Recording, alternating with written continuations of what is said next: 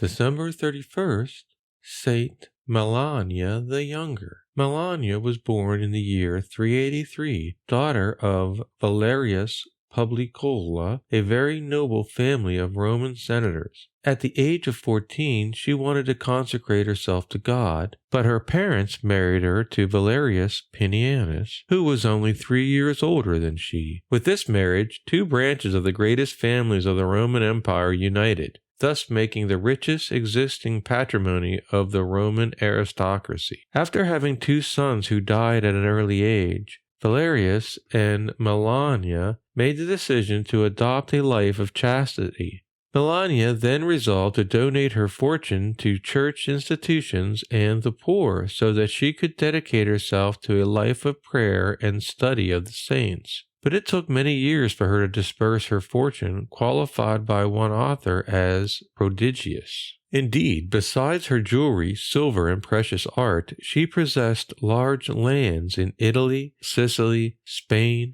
Africa, Numidia, Mesopotamia, Syria, Palestine, and Egypt. Her fortune was so massive that one palace in Rome could not be sold because no buyer with sufficient money to purchase it could be found. Even the Senate remarked on her sale of properties as an inordinate waste, but the saint remained firm in her purpose, attaining it many years later. With the money from the sales, she built convents and monasteries, protected the poor, and gave donations to the churches and rescued prisoners. Her business affairs caused the saint to travel a great deal, and she chose to reside in places where the bishops were known for holiness and knowledge of the Scriptures. In this way, she came into contact with the great saints of her time, like St. Augustine.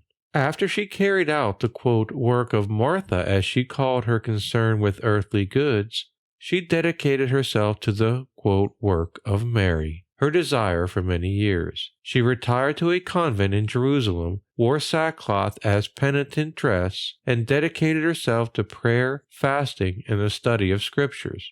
She wrote greatly, doing the work of a scribe since she had a good knowledge of Latin and Greek. She encouraged the night prayer of the divine office and was the spiritual director of many convents of women. Saint Melania died in Jerusalem on December 31st in the year 439. Her life was minutely recorded by her adoptive son and spiritual disciple Gerontius. She was considered one of the great personages of her time and earned a great eulogy by Saint Jerome, who pointed to her as a model for his feminine followers.